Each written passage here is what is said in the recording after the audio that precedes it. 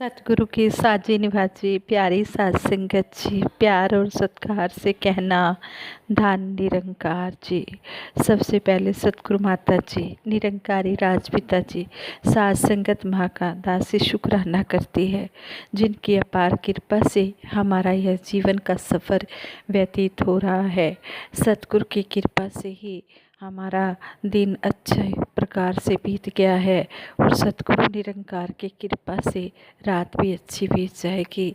ऐसा विश्वास करते हुए जो अपना जीवन सतगुरु के चरणों में समर्पित होकर जीते हैं, सही मायनों में वही ज्ञान पर चल रहे होते हैं। सतगुरु माता जी हमें समझाते हैं कि कुछ लोग तुम्हारे रास्ते में हमेशा पत्थर ही फेंकेंगे। अब ये तुम्हारे ऊपर डिपेंड करता है कि तुम उन पत्थरों से क्या बनाते हो, मुश्किलों की दीवार बनाते हो या फिर पुल बनाते हो। जिंदगी जो शेष है वो ही विशेष है। भाग्य का निर्माता मानव अपने आप है। जैसे मानव के कर्म होंगे वैसे ही उसका भाग्य होगा।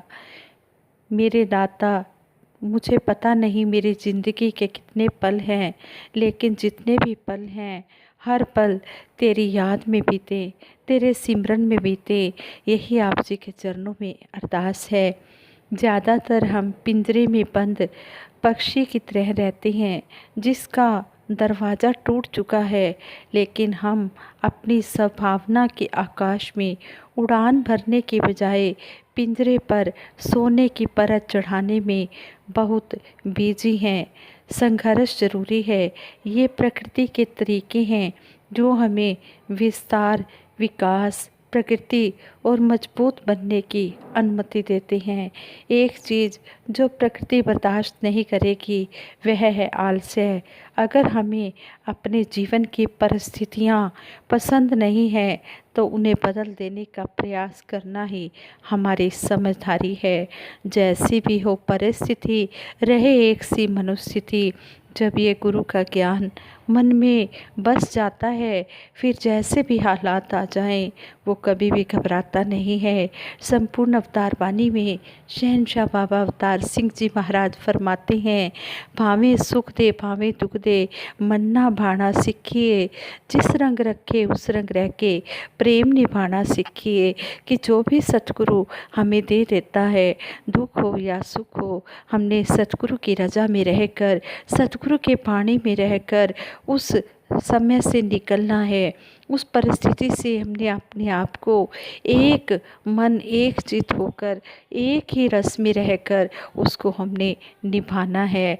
जब सतगुरु का सहारा होता है, जब हम सत्संग से जुड़े होते हैं, तो सतगुरु उस दुख को सहन करने की शक्ति भी देता है। कई बार कई लोग भ्रम में डाल देते हैं, कहते हैं कि आप तो सत्संगी हैं, आप पर दुख क्यों आया। नहीं, दुख तो सभी पर आते हैं। तुलसीदास जी कहते हैं, तुलसी इस संसार में दुख सुख दोनों होए, ज्ञानी काटे ज्ञान से मूर्ख काटे रोए।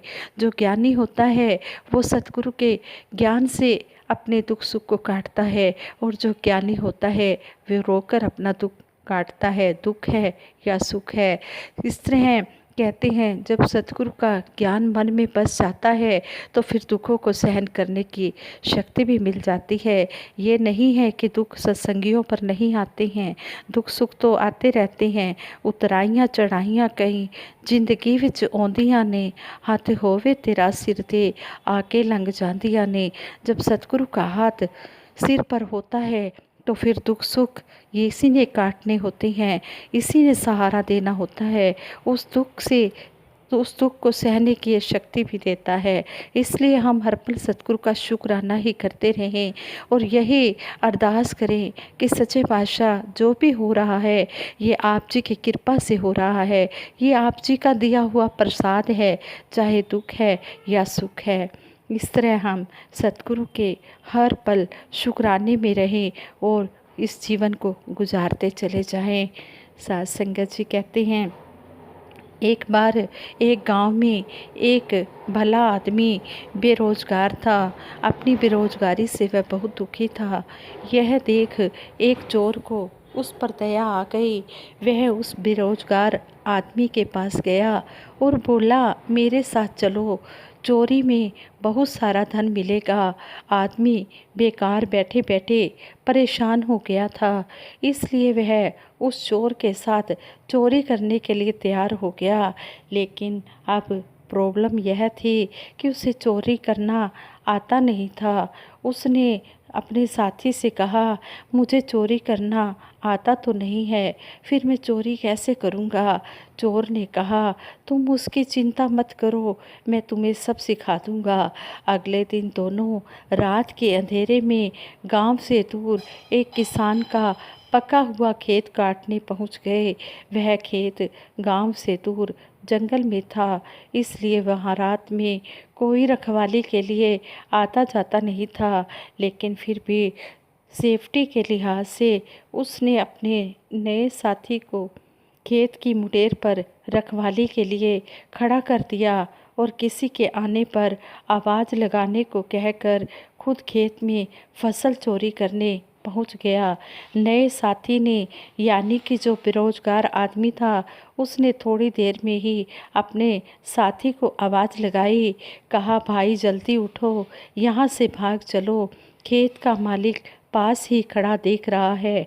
चोर ने जैसे ही अपने साथी की बात सुनी, वह फसल काटना छोड़कर उठकर भागने लगा। कुछ दूर जाकर दोनों खड़े हुए तो चोर ने साथी से पूछा, मालिक कहाँ खड़ा था, जो कैसे देख रहा था।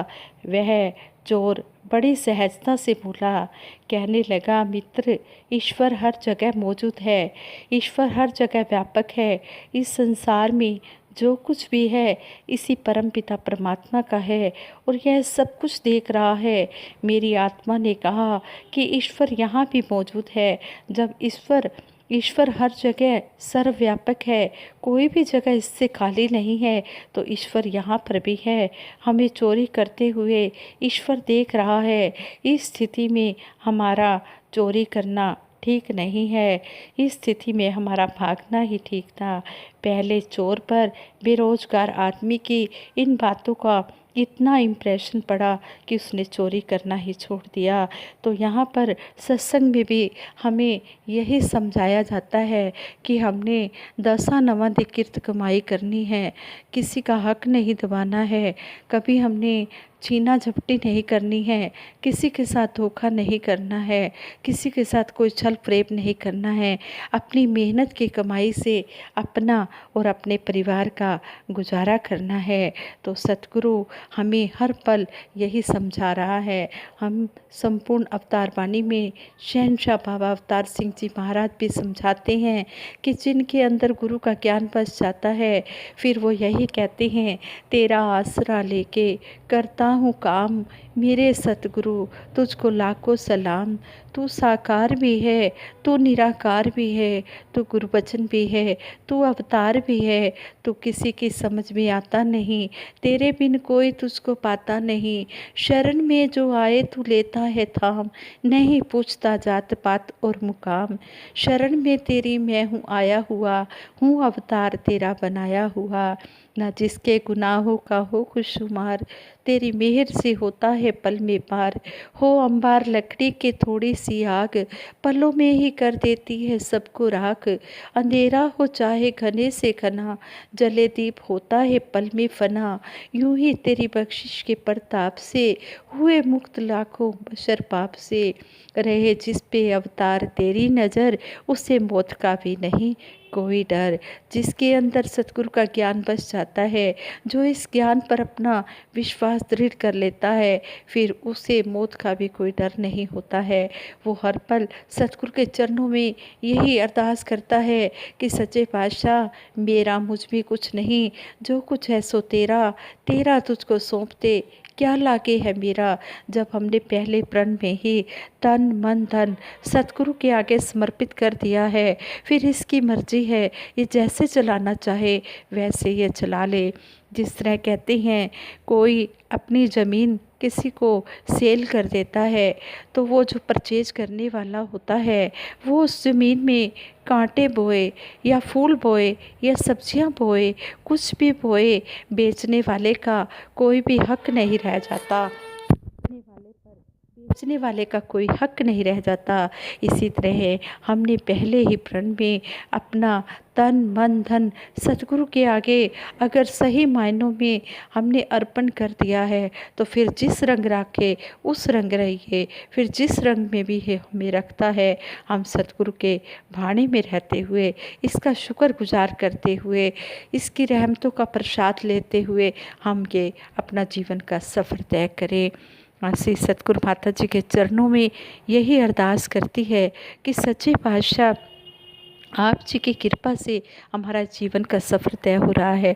सभी के तन मन धन के सुख देते हुए सेवा सिमरन सत्संग के साथ जोड़ के रखना, किसी को कोई भी कमी ना देना, खुशी इतनी देना कि कोई कमी ना देना। बोला दे नक्शियाँ थे अमलांदा रंग भर दे, जीवन गुजारा तेरे संता तो डरते डरते। सच्चे पातशाह जो भी बोल बोले जा रहे हैं उनको हम अपने कर्म में भी ढालें और इस तरह हम अपने जीवन को अमली जामा पहनाते हुए कर्म रूप में इम्प्लीमेंट करते हुए जीवन गुजारते चले जाएं। सतगुरु माता जी के चरणों में यह अरदास है। ये विचार करते हुए दासी से बहुत सी गलतियां हुई होंगी, उन गलतियों के लिए आप जी क्षमा कर देना। आगे के लिए दासी को सुमत बख्शना, सद्बुद्धि देना, सद्विचार देना, सदमार्ग देना। औखी घड़ी न देखन दे, अपना वीर संभाले, हाथ दे ही राखे, श्वास श्वास प्रतिपाले। हे सच्चे पातशाह किसी को भी कोई दुख की घड़ी ना दिखाना, कोई मुश्किल की घड़ी ना दिखाना, सभी के ऊपर अपना मेहर भरा हाथ रखना, सभी को मुश्किल की घड़ी से बचाना। अगर कोई दुख कष्ट आया भी है तो उस तक दुख कष्ट को सहन करने की शक्ति भी देना। साथ संगत जी दासी सभी के भले की कामना करते हुए सभी के सुखों के लिए सिमरन करवाएगी। सभी ने मिलकर सिमरन में साथ देना है। तू ही निरंकार मैं तेरी शरण हाँ, मैनू बख्श लो। तू ही निरंकार मैं तेरी शरण हाँ, मैनू बख्श लो। तू ही निरंकार मैं तेरी शरण हाँ, मैनू बख्श लो। तू ही निरंकार मैं तेरी शरण हाँ, मैनू बख्श लो। बोलिए सतगुरु माता सुदीक्षा सविंदर हरदेव जी महाराज की जय। निरंकारी राजमाता गुरु बचन अवतार की जय। साथ संगत जी प्रेम से कहना धन निरंकार जी।